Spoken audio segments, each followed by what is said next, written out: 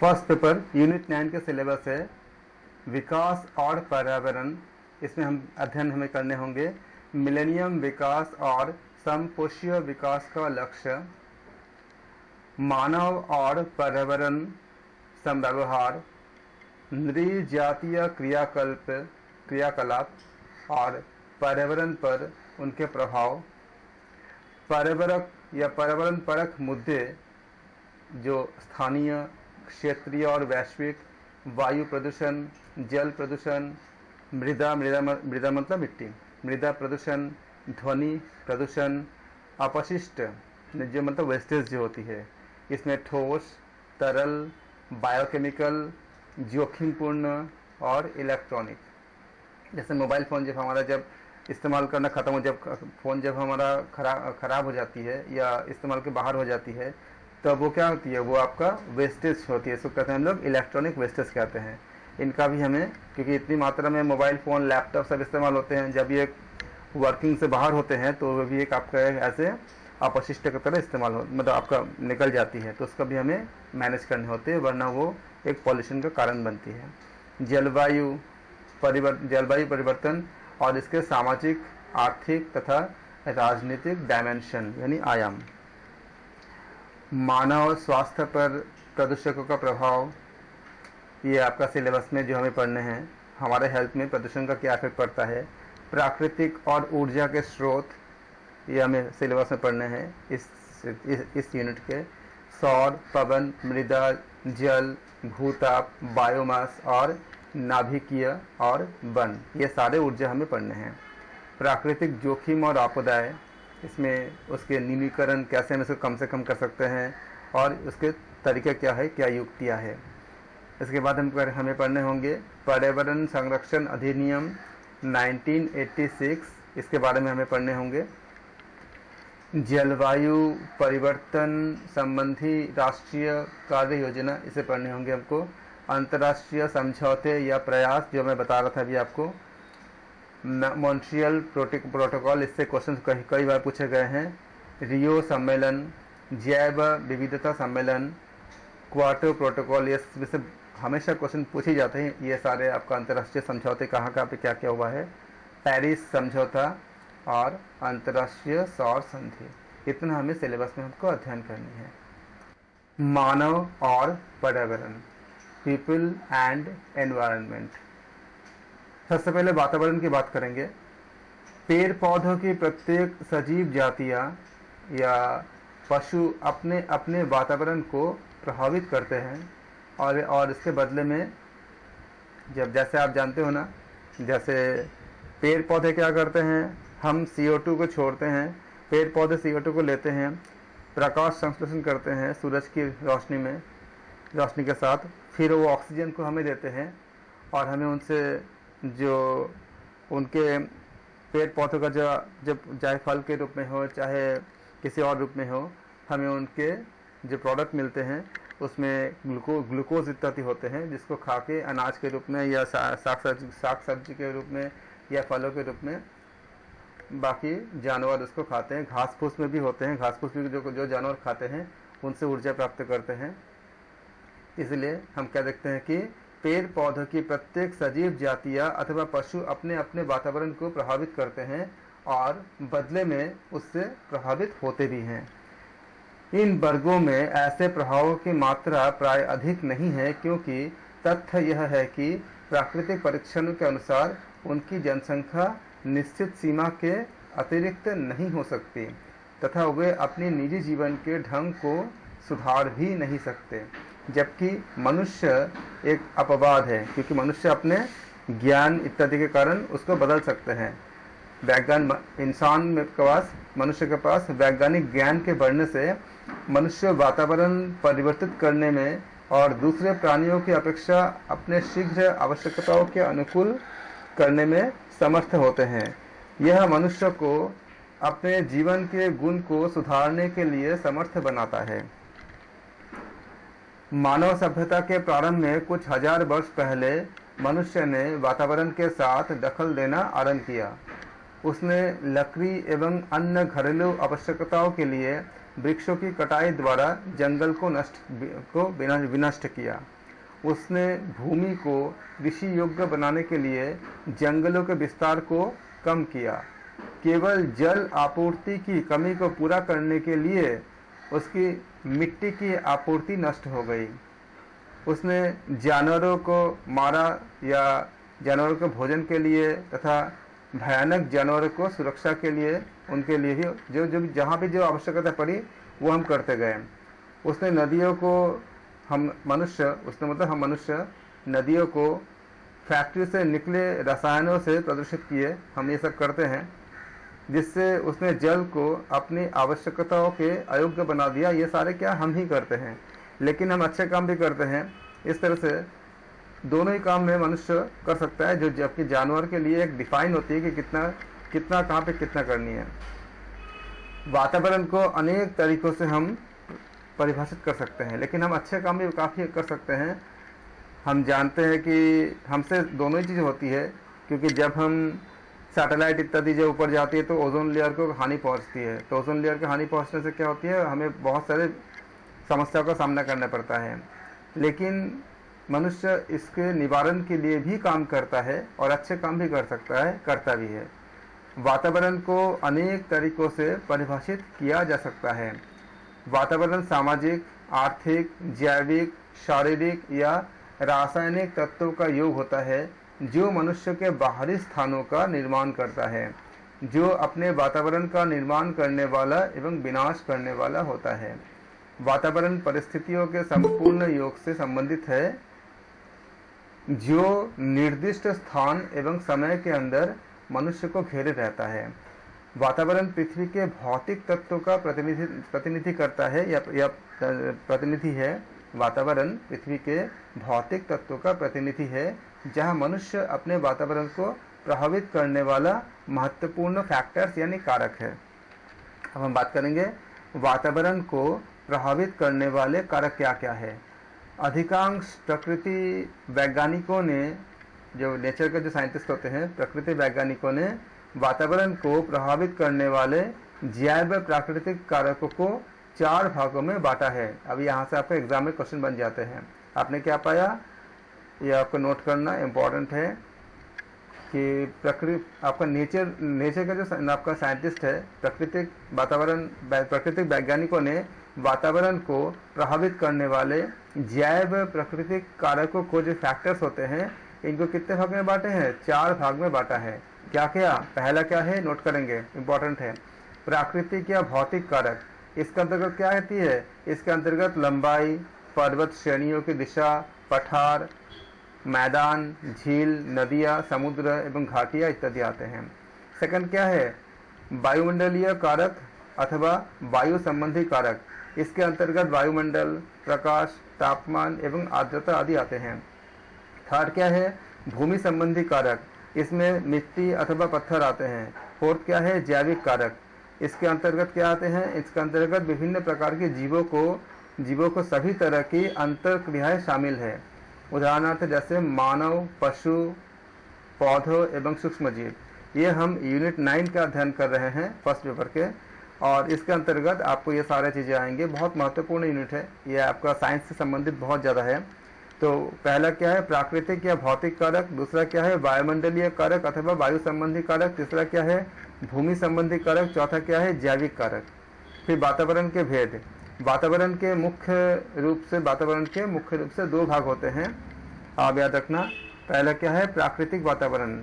प्राकृतिक वातावरणीय पद्धति स्वचालित तकनीक से संचालित होती है, जिसे होम्योस्टैटिक वातावरण तकनीक कहा जाता है। और ये क्वेश्चन कई बार पूछे जा चुके हैं। जब हम अभी कल परसों में फिर से इस चैप्टर के हम MCQs करेंगे और प्रीवियस ईयर्स क्वेश्चन भी करेंगे, तब आपको मिलेंगे ऐसे क्वेश्चंस। याद रखना प्राकृतिक वातावरण के बारे में। प्राकृतिक वातावरणीय पद्धति स्वचालित तकनीक से संचालित होती है, जिसको क्या कहते हैं, होम्योस्टैटिक वातावरण। इन सब बातों को मैं बोलता जाता हूँ जब हम क्लास करते हैं, थ्योरी क्लास। आप लोग उसको नोट करते रहो, ताकि जब हम क्वेश्चंस करेंगे उस समय आप सही आंसर दे सको। इनमें से ही सारा क्वेश्चन बनते हैं। जो प्रीवियस का जो क्वेश्चन है उसको भी करेंगे, उसमें भी हम देखेंगे कि इसी में से ही सारे आपके क्वेश्चन का कंटेंट रहते हैं। तो प्राकृतिक वातावरण क्या होती है? प्राकृतिक वातावरणीय पद्धति स्वचालित तकनीक से संचालित होती है, जिसको क्या कहते हैं? होम्योस्टैटिक वातावरण तकनीक कहा जाता है। होम्योस्टैटिक वातावरण तकनीक कहा जाता है, इसको रट लो, होम्योस्टैटिक वातावरण तकनीक। उदाहरण के लिए प्रकृति में किसी प्रकार का परिवर्तन प्राकृतिक प्रक्रिया से उत्पन्न होता है, जो वातावरण के अन्य घटकों में परिवर्तन द्वारा समानता लाता है। इस प्रकार वातावरण के अन्य घटकों में परिवर्तन के द्वारा समानता लाता है। याद रखना, इसमें जैसे इस प्रकार के वातावरण के अनेक घटकों के मध्य में अन्योन्याश्रय संबंध, मतलब कोरिलेशन संबंध स्थापित होता है। ये घटक होती है वायु, जल, मिट्टी, सूर्य का प्रकाश, भूमि, वन, जंगली जीव, ध्वनि, निवास स्थान, उद्भिज, वनस्पति एवं जंतु इत्यादि। अब आप अच्छे से जान सकते हो इनका आपस में कोरिलेशन कितनी होती है। मुझे बताने की ज़्यादा ज़रूरत नहीं है, फिर भी मैं तो उसे बोल देता हूँ। आप देखो, हम सबका जीवन किस पर डिपेंड है? हम सबका जीवन पौधे पर डिपेंड है। किस मेथड से? पौधे जब प्रकाश संश्लेषण करते हैं, फोटोसिंथेसिस करते हैं, उससे उस पूरा प्रक्रिया में ऊर्जा जो अपने पास सुरक्षित रखता है, जो स्टोर रखता है, उस ऊर्जा को अलग अलग रूप से हम भोजन के माध्यम से प्राप्त करते हैं। हम इंसान हैं तो हम भोजन के माध्यम से क्या क्या प्राप्त करते हैं? फल के माध्यम से, अनाज के माध्यम से, सब्जियों के माध्यम से हम पाते हैं। लेकिन जो जानवर है उनमें से कुछ ऐसे भी होते हैं जो घास फूस खा के भी अपने जीवन को अच्छे से लीड कर पाते हैं, अच्छे अपने जीवन की यापन कर पाते हैं। जैसे मान लो कि बहुत से जानवर ऐसे होते हैं जो घास फूस खा लेते हैं, लेकिन घास फूस को पचाने के लिए जिस तरह की चीज़ें हमें जो एंजाइम ज़रूरत होती है वो हमारे शरीर पे उपलब्ध नहीं होता, इसलिए हम घास फूस नहीं खा पाते। लेकिन जो जानवर है उनके बॉडी में होता है तो वो खा पाते हैं। आप देखो, प्रकाश संश्लेषण किससे बनती है? उसके लिए क्या चाहिए? पौधे को क्या चाहिए? पौधे को जो चाहिए उसे वही सब चीज़ें चाहिए। पौधे को जल चाहिए, मिट्टी चाहिए, सूर्य का प्रकाश चाहिए, भूमि भी चाहिए, वन या जंगल इत्यादि, क्योंकि बड़े बड़े आपका जो पेड़ होते हैं वन जंगल में होते हैं, उनका भी चाहिए। तभी वो इतनी मात्रा में, क्योंकि खाली हम ही, ऐसा नहीं है कि इंसान ही खाली ये CO2 को निष्कासित करता है, ऑक्सीजन लेता है। जितने भी एनिमल है वो भी तो CO2 को निकालते हैं और ऑक्सीजन को लेते हैं, तो सबके लिए चाहिए। तो उसके लिए कौन देता है? इन सब के साथ आपस में संबंध है कि नहीं है? अगर आज जब हम देखते हैं कि पेड़ों की कटाई होती है तो हमारे साथ कितने सारे समस्या सामने आती है। तो क्या होती है? सारे एक दूसरे से संबंधित होती है। इसी तरह से वायु, ऑक्सीजन के बिना हम जीवित हैं, हम जीवित नहीं रह पाएंगे ऑक्सीजन के बिना, और कार्बन डाइऑक्साइड गैस के बिना पौधे जीवित नहीं रह पाएंगे। तो कितनी ज़्यादा समानता है, कितने ज़्यादा कनेक्टेड है एक दूसरे के साथ। फिर आपका ध्वनि आप जानती हो कि अगर हम ध्वनि नहीं होगा तो हम चीज़ों को समझ ही नहीं पाएंगे, अपने बातों को एक्सप्रेस नहीं कर पाएंगे। और भी बहुत से जो नाद योग का संबंध होती है पूरा फ्रीक्वेंसी के साथ होती है, सारे आपको ध्वनि का होती है, ध्वनि का संबंध है, बहुत विस्तार है हम अगर उसको बात करने जाएंगे तो। फिर जंगली जीव में क्या होती है? इको साइकिल जो आपने पढ़ा, आपने 9th से पढ़ के आए हो, जंगली जीव का संबंध क्या होती है। जैसे अगर आपको लगता है कि अगर जो चीते आपका जो होते हैं, चीते या बाघ या तेंदुए जो मांसाहारी होते हैं, वो अगर नहीं होंगे तो वो साइकिल आप उसको जब स्टडी करोगे देखोगे कि हम भी जीवित नहीं रह पाएंगे। हमारे जीवन में उनका बहुत महत्वपूर्ण रोल है। ऐसे सांप इत्यादि का भी बहुत महत्वपूर्ण रोल है, और इकोसिस्टम में भी बहुत महत्वपूर्ण रोल है, क्योंकि वो जब दूसरे प्राणियों को खाते हैं तो एक संतुलन बनी रहती है। अगर वो नहीं खाएंगे तो संतुलन बनी भी नहीं रहेगी, प्रकृति ने ऐसे बनाया है। और भी बहुत सारे ऐसे बहुत सूक्ष्म फैक्टर्स होते हैं कि अगर वो नहीं रहेंगे तो हमारा भी जीवित रहना मुश्किल होता है। तो इसलिए क्या है, आपका जंगली जीव का बहुत महत्वपूर्ण रोल होती है। और फिर वनस्पति जानते ही हो, उद्भिज वनस्पति इत्यादि जितना आयुर्वेदिक हुए सारे के सारे क्या वनस्पति में आपका डिपेंडेंट है। यहाँ तक कि इनडायरेक्टली या डायरेक्टली जैसे भी बोल लो, होम्योपैथ या एलोपैथ भी आपका वनस्पति से अछूता नहीं है, क्योंकि हम एलोपैथ में जितने भी आपका सॉल्ट वगैरह जो बनते हैं उनका बनने का जो अगर प्रोसेस की तरफ जाओगे तो वो लास्ट में जाके आपको इससे साथ संबंध होता ही है। आपका जो पेड़ पौधे हो गए, प्लांट्स हो गए, इनके साथ एक आपका संबंध होते ही होते हैं। तो ये भी नहीं हो पाएंगे। तो सारे किसी भी पैथी की तरफ जाएंगे उसका संबंध हमारा कनेक्शंस मिलती ही है। तो इतने सारे था, इसमें और भी बहुत सारी चीज़ें हमने खाली एक डिस्कशन किया हमने एक छोटा सा, लेकिन आगे के में हम इन सबको विस्तार से पढ़ेंगे। मानव निर्मित वातावरण, इसमें क्या होंगे आपका, हमने क्या अध्ययन किया, पहले देखा हमने ये प्राकृतिक वातावरण था पहला स्टार्ट में, ये हमने इतना सारा देखा। फिर हम देखा क्या, मानव निर्मित वातावरण। खाली कहानी की तरह सुनोगे तो भी आपका माइंड पे एकदम पूरा बैठ जाएगा। मानव क्या करता है, मानव वातावरण का सर्वाधिक शक्ति संपन्न कार्य करता है।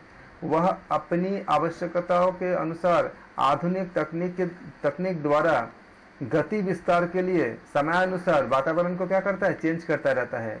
इसमें कुछ इस तरह के होते हैं टेक्निक्स। आप देखो जितने भी आप रेलवे हो गया या हवाई जहाज हो गया, सब टेक्निक पर आधारित है जो मानव निर्मित है।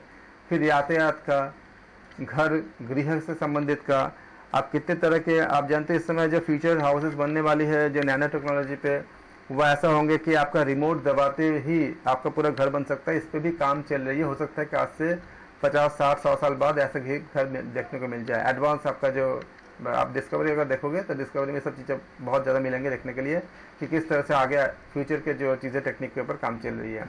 अभी हम जिस तरह के घर पे रहते हैं वो ऐसा घर बहुत साल पहले शायद नहीं था। धीरे धीरे कई तरह की चीज़ों का निर्माण हुई है और कई नए चीज़ों का जो घर बनाने का जो कॉन्सेप्ट है वो आज से 200-300 साल पहले जो था उससे काफ़ी बदल गया है।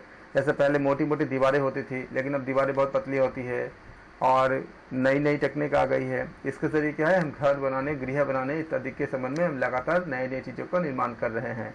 उसी प्रकार से कृषि संबंधी यंत्र, पहले क्या था, पशु के द्वारा आपका जो खेती की जुताई होती थी, लेकिन अब क्या ट्रैक्टर आ गया है और भी बहुत सी चीज़ें आ गई है।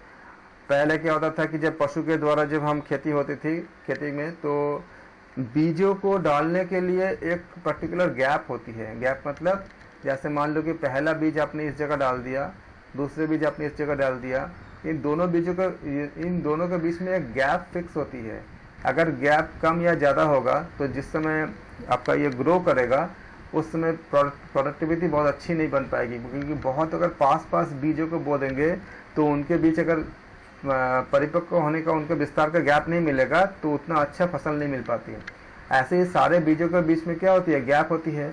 तो जब पशुओं के द्वारा जब हम इनका जब हम सारा प्रोसेस को पूरा करते हैं तो मानव ह्यूमन एरर से क्या होती है, ये गैप हमेशा एक तरह का नहीं रह पाती, एक मतलब इक्वल नहीं रह पाती। लेकिन इसी को जब ट्रैक्टर से करते हैं तो फॉर्मूला क्या होती है, स्पीड इज इक्वल टू, जो हम जानते हो, डिस्टेंस बाई क्या होती है, टाइम होती है। Distance by time. तो इससे हमारा क्या निकलेगा, डिस्टेंस इज इक्वल टू क्या हो जाएगा, distance is equal to speed into time हो जाएगा। यानी कि अगर हमें ट्रैक्टर का स्पीड को हमने फिक्स कर दिया तो क्या होगा, इक्वल टाइम में क्या होगा, इक्वल डिस्टेंस हमने हमारा, जैसे मान लिया हमने ट्रैक्टर का स्पीड को कर दिया हमने कि 3 किलोमीटर पर आवर कर दिया। तो हमने देखा कि 3 किलोमीटर पर आवर को अगर हम मीटर पर सेकंड में चेंज करेंगे 3 × 5/18 मीटर पर सेकंड हो जाएगा। इसको काटेंगे इसको तो 6 हो जाएगा, यानी कि 5/6 मीटर इतने गैप होंगे हर एक सेकंड में, यानी कि 5/6 × 100 सेंटीमीटर इतने गैप होंगे। यानी कि आपका इसको काटेंगे तो ये आपको हो जाएगा 50 हो जाएगा, ये 3 हो जाएगा। तो हमें इसको 2 से काट दिया हमने इसको, तो 250/3 सेंटीमीटर हो जाएगा, यानी कि 250/3 सेंटीमीटर गैप हो रहेगा। मतलब हर सेंटीमीटर, हर एक सेकंड में अगर हम इसको जो शीट्स डालने होते हैं वो 250/3 सेंटीमीटर के, इसको डिवाइड करोगे अगर 250 को अगर आप 3 से डिवाइड करोगे 1 बचेगा 0, फिर आपका लगभग आपका 80 सेंटीमीटर के बाद वो आपका गिरता जाएगा। तो अगर आपको गैप, अगर आइडियल गैप अगर 80 सेंटीमीटर है तो ये भी 80 सेंटीमीटर होंगे, ये भी 80 सेंटीमीटर होंगे, तो सबका बीच का गैप क्या होगा, फिक्स हो जाएगा लगभग, अगर 80 सेंटीमीटर के आसपास लेते हैं तो ये 83 सेंटीमीटर के आसपास लेते हैं, तो जितने भी होंगे उसका आपका गैप आपका फिक्स हो जाती है। अगर ये गैप फिक्स हो जाती है तो फिर क्या होगा, आपका ये जो पहले एरर आ रही थी ह्यूमन एरर वो नहीं आएंगी, उसमें आपका काफ़ी आसान हो जाता है करने के लिए। तो ये क्या हुआ, जब नई नई टेक्निक जब आ गई तो ये हमें मिला हमको, ये कृषि संबंधी यंत्र। और भी बहुत से यंत्र का खोज हुई है जिससे किसानों के काम बहुत आसान हो जाते हैं। इसके अलावा कृषि विज्ञान के विस्तार से ये भी मिला बहुत सारे कि किस समय कौन सी फसल बोने चाहिए, और वैज्ञानिक विधि से अगर हम कृषि कार्य करते हैं तो हमें उत्पादन बहुत ज़्यादा मिलती है। उसमें हम जानते हैं कि हाइब्रिड कर देते हैं, और भी बहुत से टेक्निक होती है इसके। तो उसके ज़रिए क्या होती है कि हमारे इतनी बड़ी पॉपुलेशन का भी हम पूरा पेट भर सकते हैं। ये मानव निर्मित सारा टेक्निक है।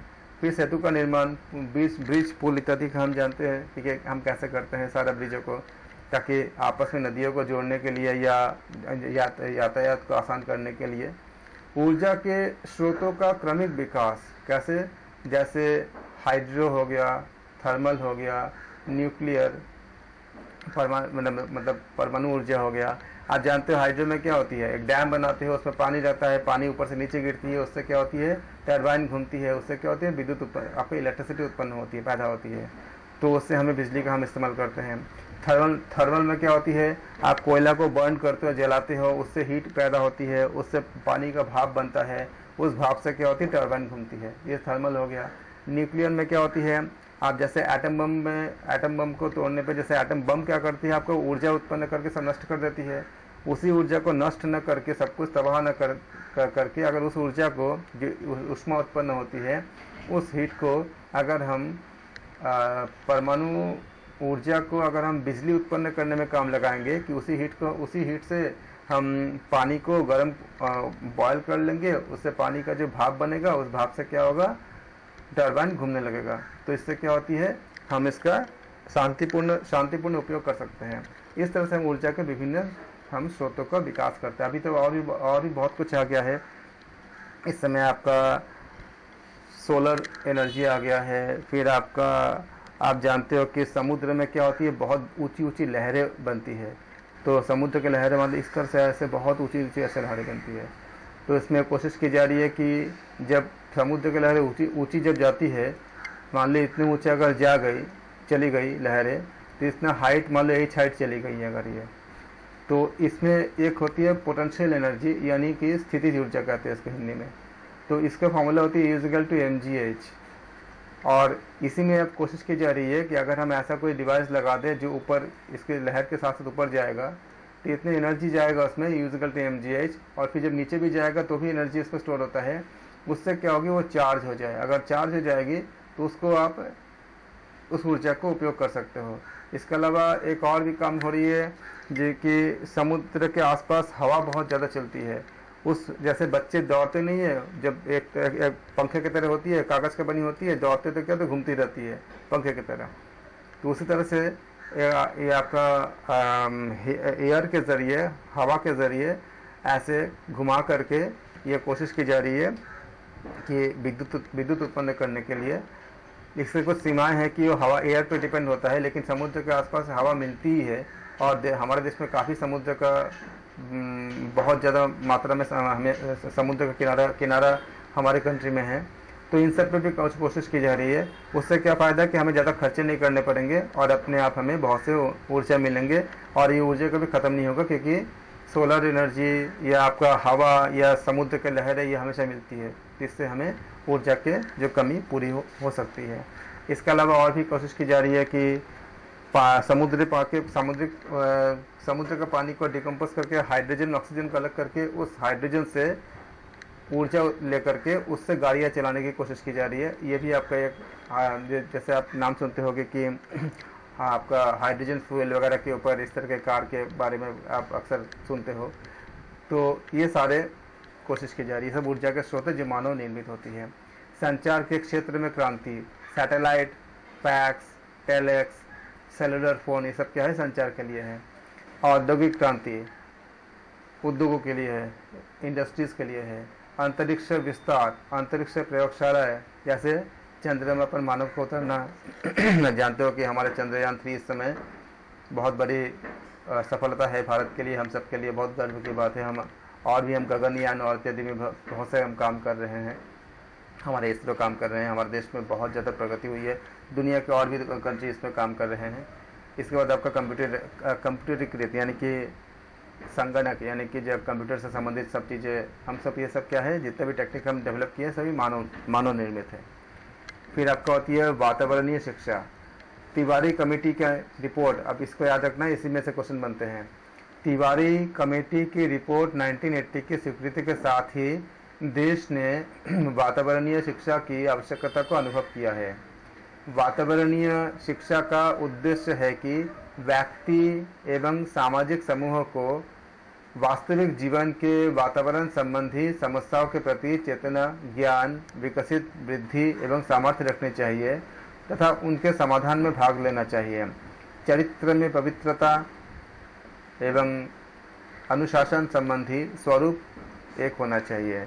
वातावरणीय शिक्षा की विषय वस्तु, बच्चों एवं साधारण जनता की जानकारी में ये बातें होनी चाहिए कि पहला क्या आपका चेतनता, संपूर्ण वातावरण में उससे संबंधित समस्याओं के विषय में जानकारी। फिर कौशल, वातावरणीय समस्याओं से परिचित होने के लिए कुशलता। फिर ज्ञान, प्राकृतिक संसाधनों को सुरक्षित रखने के कार्य को जानना। मूल्यांकन योग्यता, सामाजिक, आर्थिक एवं जैव, प्रकृति एवं ललित कला आदि कारकों के संदर्भ में शिक्षा कार्यक्रमों एवं वातावरणों के मापकों का मूल्यांकन करना। वातावरणीय शिक्षा के सिद्धांत क्या है? वातावरण का उसकी संपूर्णता में विचार करना, जैसे कि प्राकृतिक हो गया, कृत्रिम हो गया, तकनीकी हो गया, जैव प्राकृतिक हो गया, ललित कला हो गया। इन सब के बारे में हमें अच्छे से हमें सोचना, उसके बारे में हमें विचार करना। निरंतर जीवन प्रक्रिया के रूप में विचार करना, जैसे अनौपचारिक शिक्षा की भ्रांति या अनौपचारिक शिक्षा की आपको भारतीय प्राथमिक से उच्च स्तर तक ले जाने के लिए पहुंच में अंतः अनुशासनशील होना, प्रमुख वातावरणीय परिदृश्य की परीक्षा करना, वर्तमान और आगामी वातावरणीय स्थितियों पर प्रकाश डालना। वातावरणीय शिक्षा कार्यक्रम, विभिन्न संकाय के आधार पर वातावरणीय शिक्षा को 3 भागों में बांटा जाता है और ये आपके एग्जाम्पल क्वेश्चंस में बन सकते हैं। कितने भागों में बांटेंगे? 3 भागों में बांटेंगे। पहला क्या है आपका? वातावरणीय अध्ययन। यह सामाजिक विज्ञानों में आए परिवर्तनों से वातावरण संबंधी बाधाओं एवं उनके प्रभावों की कमी से संबंधित होता है। क्या? वातावरणीय अध्ययन। फिर आपका क्या होती है? वातावरणीय विज्ञान। इसमें क्या आती है? यह जल, वायु, मिट्टी और जीव में प्रक्रियाओं के अध्ययन से संबंधित है जो पर्यावरण को नुकसान पहुंचाते हैं उनके बारे में। फिर आपका आता है पर्यावरणीय इंजीनियरिंग। इसमें क्या होती है? इसमें प्रदूषण को कम करने के लिए प्रयुक्त प्रक्रियाओं के तकनीक का अध्ययन करते हैं। स्वास्थ्य और पर्यावरण, इसमें क्या होंगे? 2 प्रमुख तरीकों से मानव स्वास्थ्य वातावरण से प्रेरित होते हैं। प्रथम, प्रत्यक्ष रूप से उद्योगों द्वारा वायु एवं जल में उन्मुक्त प्रदूषण के जो कण होते हैं, जो पार्टिकल होते हैं, उनके द्वारा, तथा दूसरे क्या होती है आपका? जो मोटर गाड़ी इत्यादि के द्वारा। शहरी क्षेत्र में विशेषता मुख्यतः आपका जो जल एवं वायु के गुणों में जो क्वालिटी इंडेक्स होती है, इसमें कमी होने से बीमारियां अधिक होती है। आप जानते हैं ना, एयर क्वालिटी इंडेक्स बोलते हैं ना, दिल्ली में, मुंबई में आपको अक्सर ये आपको दिखने को मिलती है, हर जगह की मिलती है एयर क्वालिटी इंडेक्स इत्यादि। मानक स्वास्थ्य कार्यस्थल में वातावरण के प्रदूषण से भी प्रभावित होता है। नियत व्यवसाय से संबंधित मजदूर, जैसे टेक्सटाइल मिल अथवा पत्थर खदान के ये जो मजदूर होते हैं, वो विभिन्न बीमारियों से क्या होते हैं? पीड़ित होते हैं। यद्यपि नियम क्या है? इन फैक्ट्रियों के मालिकों एवं खदान मालिकों से यह आशा की जाती है कि वे मजदूरों को उन्मुक्त प्रदूषण के कणों से उचित सुरक्षा प्रदान करें। कई मामलों में ऐसा कदम नहीं उठाए गए हैं, तो परिणाम स्वरूप क्या हुआ, अधिक संख्या में मजदूर वर्षों तक बीमारी से पीड़ित रहते हैं, जिसके बदले में वे कुछ भी मुआवजा नहीं पाते। ये निर्भर करता है, इसलिए हमारे देश में बहुत सी कमियां हैं। पर्यावरण प्रदूषण। पर्यावरणीय प्रदूषण औद्योगिक नगर, तकनीकी क्रांति एवं प्राकृतिक संसाधनों के हर क्षण तीव्र दोहन का परिणाम होते हैं।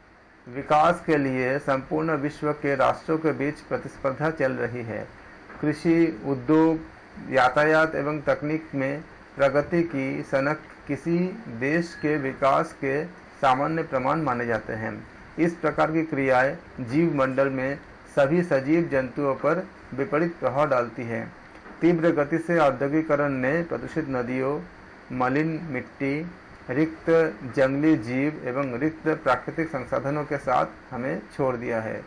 आज वातावरण दूषित, गंदगी तथा सजीव जंतुओं के स्वास्थ्य के लिए हानिकारक, यानी कि मानव भी इसमें आता है, उनके लिए हानिकारक होते हैं। पर्यावरण प्रदूषण का मुख्य कारण प्रकृति के साथ मानव का बुरा बिहेवियर है, बैड बिहेवियर है। वह प्रकृति का स्वामी है। ये प्रदूषण की स्थिति द्वारा मानव निर्मित, जिससे आपका स्वयं मानव एवं अन्य पृथ्वी के जो सजीव प्राणी है वो सब भयभीत है। वातावरण का जहाँ तक प्रदूषण से संबंध है, उनमें वायु, जल, मिट्टी, ध्वनि, दृष्टिगोचर प्रदेश, समुद्री झील, नदियाँ, उद्यान, मोटर गाड़ियाँ एवं अनेक दूसरी चीज़ें आती हैं। सामान्य प्रदूषण इस प्रकार से परिभाषित किया जाता है कि पानी, हवा या भूमि के उन मौलिक अंशों का योग होता है जिससे पर्यावरण के प्राकृतिक गुणों को विपरीतता से बदला जाता है। कुछ मामलों में प्रदूषण पर्यावरण से मौलिक अंशों को जोड़ने की अपेक्षा इसको हटाना शामिल हो सकता है। फिर आते हैं पॉल्यूशन है क्या, प्रदूषण है क्या। पॉल्यूशन शब्द लैटिन भाषा के, याद रखना, पॉल्यूशन शब्द कहाँ से आई है, लैटिन भाषा से आई है। किससे आई है, पॉल्यूशन आपका जो वर्ड है उससे बना है, जिसका मतलब होता है दूषित करना या गंदा बनाना। इसलिए प्रदूषण का अर्थ क्या होगा, वातावरण का दूषित करने का कार्य। प्रदूषण को इस प्रकार से हम डिफाइन करते हैं। अब इस डेफिनेशन में किसी का नाम आ जाता है, अब इस नाम को आपको याद करने होंगे। एग्जाम में ये नाम से पूछे जाते हैं कि ये डेफिनेशन किन्होंने दिए थे। तो प्रदूषण मानवीय क्रियाओं द्वारा वातावरण में अधिक ऊर्जा या खराब पदार्थों की प्रस्तुति है, जो प्रत्यक्ष या परोक्ष रूप से मानव एवं उसके वातावरण के लिए हानि का कारण होते हैं। किन्होंने बोला था, TG, याद रखना, TG मैलाग्लिन, ये नाम था इनका।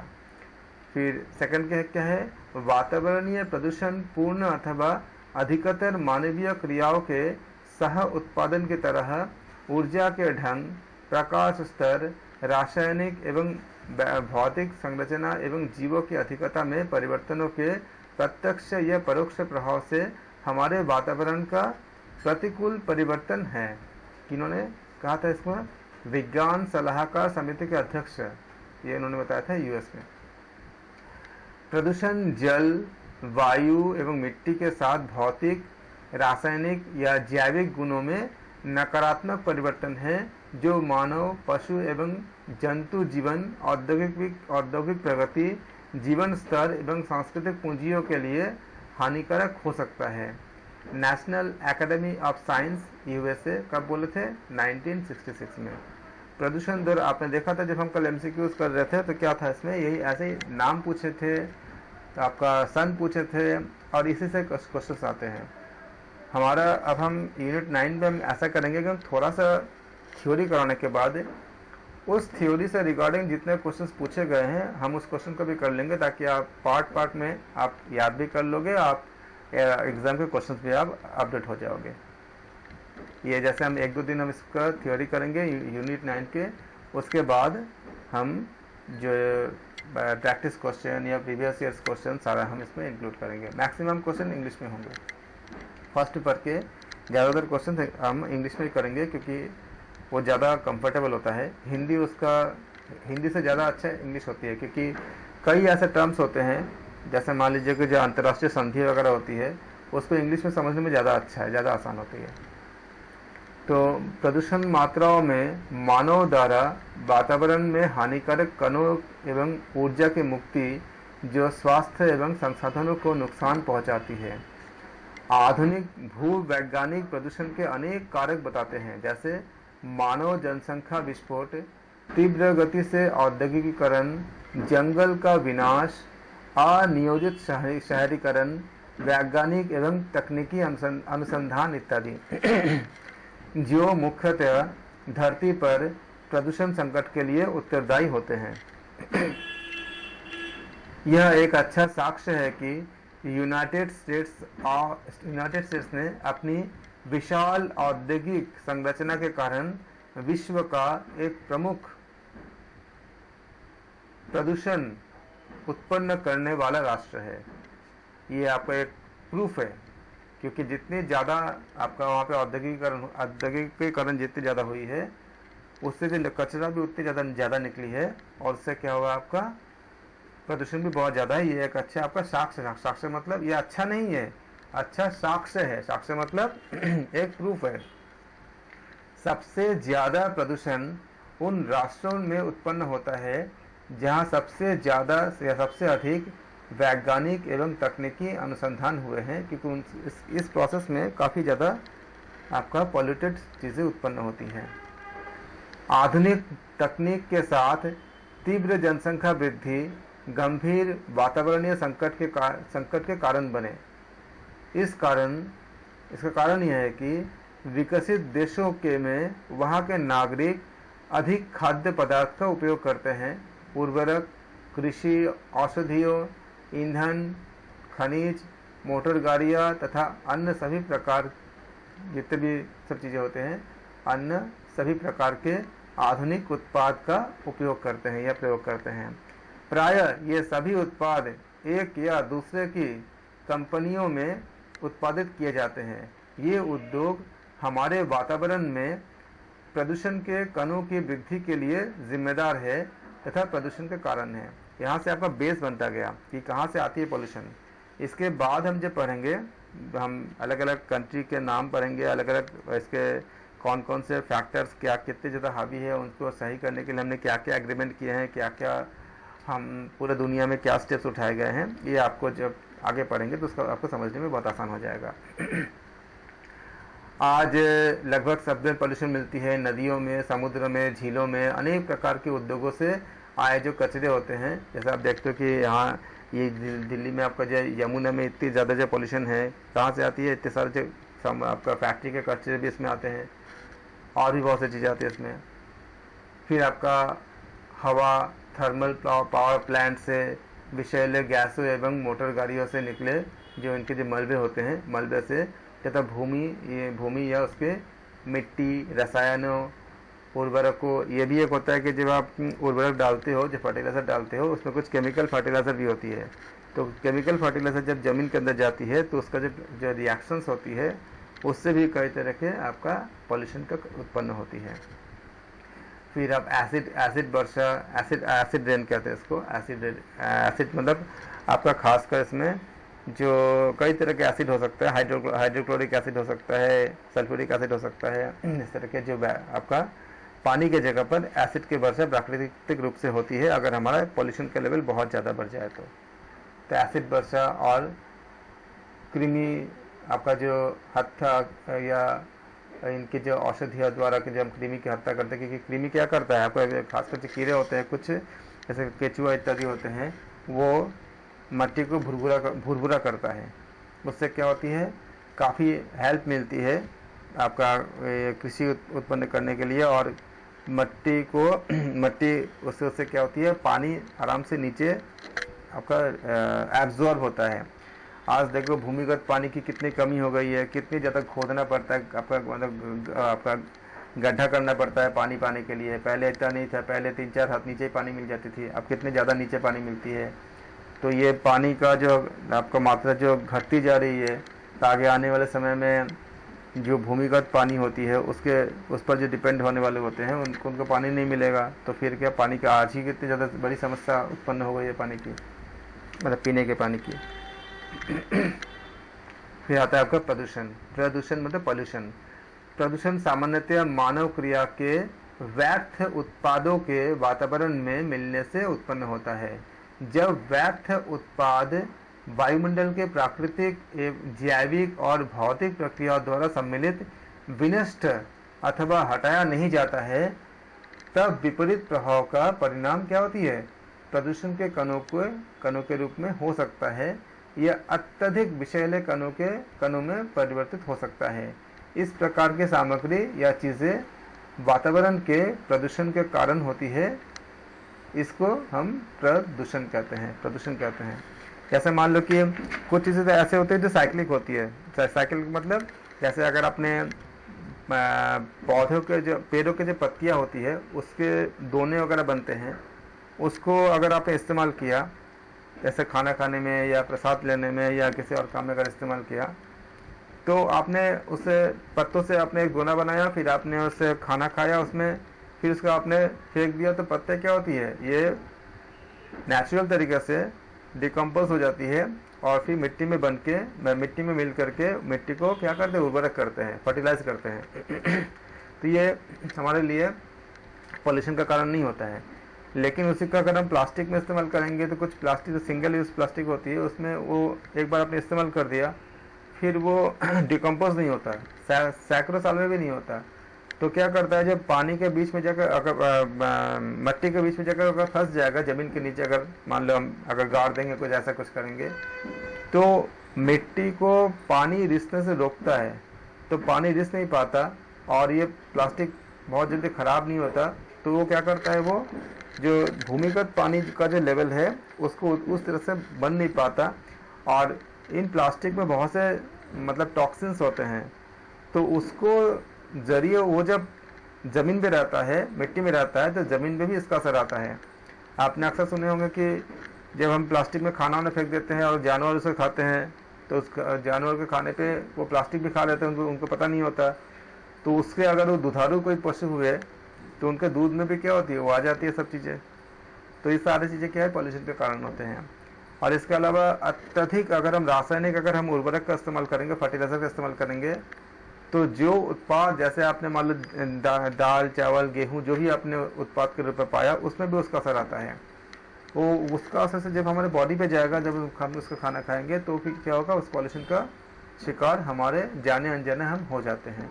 अगर पशु खाएंगे तो पशु होंगे, उस पशु से अगर हमें दूध या दूसरा कुछ हमें मिलते हैं, तो उसके माध्यम से भी हमारे अंदर ये चीज़ें आती है। इसलिए बहुत ज़्यादा गहरी कनेक्शंस होती है इन सब के। फिर प्रदूषण के कुछ अन्य परिभाषाएं भी होती है। प्रदूषण वे भौतिक अथवा जैविक तत्व है जो जातियों की वृद्धि दर में परिवर्तन द्वारा वातावरण में विपरीत परिवर्तन करते हैं तथा खाद्य क्रम, स्वास्थ्य सुविधा, इन चीज़ों में या चीज़ों या मानव के संपत्ति मूल्य में वो क्या करते हैं, इंटरफेयर करते हैं, यानी हस्तक्षेप करते हैं। प्रदूषण वातावरण में उपस्थित ऐसे हानिकारक ठोस, द्रव या गैसीय पार्टिकल होते हैं, गैसीय कण होते हैं, जो संपूर्ण सजीव प्राणियों के लिए क्या होती है, बहुत हानिकारक होते हैं। फिर आपका होते हैं पर्यावरण के मुद्दे। क्या क्या मुद्दे होते हैं पर्यावरण के? प्रदूषण के कणों को उनके रूपों वातावरण में उनके अस्तित्व के आधार पर दो भागों में बांटा जा सकता है, प्राथमिक और द्वितीयक। और यहाँ से आपको प्रश्न बन जाएगा, एग्जाम में प्रश्न आपको मिलेंगे जब हम MCQs करेंगे। इन सबको याद रखना, उसमें सही आंसर देना। प्रदूषण के कणों को उनके रूपों वातावरण और उसका अस्तित्व के आधार पर दो भागों में बांटते हैं, प्राथमिक और द्वितीयक। प्राथमिक में क्या आती है? प्राथमिक प्रदूषण ये क्या होती है? वे कण जो परिचित स्रोतों से सीधे उत्पादित होती है। ये प्रदूषण के जो पार्टिकल्स होते हैं, जो कण होते हैं, वातावरण से उन्मुक्त अथवा मिलने के उपरांत अस्तित्व में आते हैं। जैसे कि मिलने के उपरांत अस्तित्व में आते हैं, जैसे सल्फर डाइऑक्साइड। नाइट्रोजन ऑक्साइड, ये सारे होते हैं जो वातावरण में दूसरे किसी पार्टिकल के मिलने से आपका, जैसे सल्फर है ऑक्सीजन के साथ मिल गया तो क्या बन गया, SO2 बन गया, S+O2, सल्फर S+O2 बनता है आपका SO2, सल्फर डाइऑक्साइड। और ये अगर आपका हाइड्रोजन के साथ मिलेगा तो क्या बनेगा पता है, इसका केमिकल रिएक्शन के ये होती है H2SO4 होता है, सल्फ्यूरिक एसिड बनती है। कुछ केमिकल रिएक्शन के बाद अगर ज़्यादा मात्रा में पॉल्यूशन होगा तो ये मिल जाती है, और इसके मात्रा अगर बहुत ज़्यादा होगी एक प्रोसेस के बाद एसिड रेन मतलब बारिश के रूप में हमें मिलते हैं। ये पॉल्यूशन का एक असर होता है। तो ये पहले क्या होता था, जो गाड़ियों के जो धुएं होते थे, स्मोक होते थे, उसमें बहुत से ऐसे इस तरह के पार्टिकल मिलते थे। आप नाम सुने होंगे कि शीशा रहित पेट्रोल मतलब ऐसे पेट्रोल जिसमें शीशा नहीं होता है। क्योंकि ये क्या करता है, जब आप ऐसे मान लो आप कहीं जा रहे हो और ऐसे अगर पेट्रोल का धुआं पीछे से निकल रही है और आप अगर सामने आपका बाइक से आप जा रहे हो या आप ऐसे मतलब आप ओपन में हो, तो उसके जो पार्टिकल है सांसों के ज़रिए आपके लंग में पहुंचेगा, लंग के अंदर जा करके वो वहाँ पे जगह चिपक जाएगा और उससे बहुत तरह की बीमारियाँ डे बाई डे में आगे जाके बन सकती है। तो ये सारे से निकलने के लिए ही ऐसे मैकेनिज्म को डेवलप की जाती है ताकि इस तरह के पॉल्यूटेड पार्टिकल ना हो। इसलिए CNG वगैरह का आपका इंट्रोड्यूस किया गया है ताकि ये पॉल्यूशन कम से कम हो। और जो गाड़ियों में जो एक पैरामीटर बनाते हैं कि इस तरह का इंजन आप नहीं चला सकते हो, क्योंकि गाड़ी के टेक्नोलॉजी में भी कंटिन्यू ऐसे चेंजेस मतलब होते जा रहे हैं जिससे पॉल्यूटेड पार्टिकल की उत्पन्नता कम से कम हो जाए। तो उससे क्या होगी, ताकि आपका हमारे बॉडी स्वस्थ रह सके। इसलिए धीरे धीरे अभी हम कहते हैं कि इलेक्ट्रिक व्हीकल में कोई पॉल्यूशन नहीं होगा, तो इसमें खाली आपका चार्ज करोगे उससे आपका रन करेगा तो आपका पॉल्यूशन रहित हो गया। उसी तरह से मेट्रो में कोई पॉल्यूशन नहीं होता। जिस तरह से चीज़ों को हम डेवलप करते जा रहे हैं जो पॉल्यूशन से फाइट कर सके। तो ये आपने समझ गए कि प्राथमिक पॉल्यूशन, प्राइमरी पॉल्यूशन कैसे कहते हैं, प्राथमिक प्रदूषण वे कण जो परिचित स्रोतों से सीधे उत्पादित होते हैं। ये प्रदूषण के कण वातावरण में उन्मुक्त अथवा मिलने के उपरांत अस्तित्व में आते हैं, आपस में मिल जाते हैं, जैसे कि सल्फर डाइऑक्साइड, नाइट्रोजन ऑक्साइड और भी बहुत सारे ऐसे होते हैं। फिर आता है आपका द्वितीयक प्रदूषण। ये वे कण होते हैं जो रासायनिक अंतर क्रियाओं के द्वारा, मतलब केमिकल रिएक्शन करने के बाद, वे रासायनिक अंतर क्रियाओं द्वारा प्राथमिक प्रदूषण से उत्पन्न होते हैं। उदाहरण के लिए जैसे प्राथमिक प्रदूषण जैसे क्या है, हाइड्रोकार्बन और नाइट्रोजन ऑक्साइड। विशेष रूप से वातावरण में सूर्य के प्रकाश की उपस्थिति से अंतर क्रिया, ये आपका जो रिएक्शंस होती है अंतर क्रिया करके मिश्रण के एक समूह का रूप धारण करते हैं। जैसे कि ये जो आपका मिश्रण का जो समूह होंगे, जो मिक्सचर होंगे, ये बहुत हार्मफुल होते हैं। ऐसे आपका परऑक्सीटाइल नाइट्रेट द्वितीयक, इसका जो प्रदूषण की भांति इस्तेमाल होते हैं। ऐसे बहुत से है केमिकल्स जिसका हमें पॉल्यूशन के रूप में हमें सामना करने पड़ते हैं। फिर आपका आती है इकोसिस्टम की दृष्टि से पॉल्यूशन को दो भागों में बांटते हैं। एक होती है जैविक प्रदूषण। जैविक मतलब इसके अंतर्गत घरेलू सीवेज और गर्मी आदि आते हैं। यदि जैविक कूड़े नाली के माध्यम से निवासी भवनों से निकलते हैं तो आसानी से माइक्रो ऑर्गेनिज्म द्वारा कम किए जाते हैं, जो इकोसिस्टम के लिए लाभप्रद होते हैं। घरेलू सीवेज प्राकृतिक प्रक्रियाओं अथवा इंजीनियरिंग तरीकों से शीघ्रता से विनष्ट किए जा सकते हैं, जो विनष्ट करने के लिए जो प्रकृति की जो शक्ति को बढ़ाते हैं। जबकि यदि वे प्रदूषण के कण इतनी विशाल मात्रा में वातावरण में प्रवेश करते हैं तो सभी का पूर्ण क्षय नहीं हो सकता, तब ये जैव आपका जो क्षयित प्रदूषण है उनके कण के श्रेणी में आ जाते हैं। और उसके बाद ये वातावरण को पोल्यूटेड यानी प्रदूषित करते हैं। फिर आपका आता है अजैविक प्रदूषण। अनेक प्रकार के प्रदूषण कण होते हैं, जैसे कि एल्युमिनियम हो गया जो जैविक नहीं है, किसी जीव से नहीं आता, लोहा हो गया, पारा हो गया, नमक, फेनोलिक मिश्रण एवं डीडीटी जो सामान्यतः वातावरण में उपस्थित नहीं होते। ये या तो विनष्ट होते हैं या बहुत धीमे या कुछ अंशों में क्षयित होते हैं तथा वातावरण को प्रदूषित करते हैं। इस तरह के प्रदूषण के कण हानिकारक होते हैं। ये कण न केवल एकत्रित होते हैं बल्कि ये खाद्य क्रम एवं वायु रासायनिक चक्र में घूमते रहते हैं तथा जैविक पदार्थों को भी प्रभावित करते हैं। यहाँ तक आज हमने किया। कल से हम करेंगे कि पॉल्यूशन के प्रकार कितने तरह की होती है, कितने प्रकार के पॉल्यूशन हमें नॉर्मली हम जानते हैं। इसको 3 भाग में बांटते हैं। एक होती है वायु प्रदूषण, दूसरी होती है जल प्रदूषण और तीसरी होती है भूमि या मिट्टी प्रदूषण। फिर इसके बाद और भी कुछ पार्ट होते हैं इसके आधार, इनके एक्सपेरिमेंट के आधार पर। कल हम इन सब के बारे में विस्तार से हम जानेंगे, विस्तार से हम बात करेंगे, चर्चा करेंगे। इन आज के जो कंटेंट है उसको आप लोग अच्छे से जो जो इम्पोर्टेंट चीज़ें हैं, ये आपका स्टार्टिंग है, मतलब एलिमेंट्री है कि इंट्रोडक्शन है, इसको जितना अच्छे से आप कर लोगे आगे धीरे धीरे सब समझने में बहुत आसानी हो जाएगी। आप सबका धन्यवाद। Thank you so much. Thank you sir.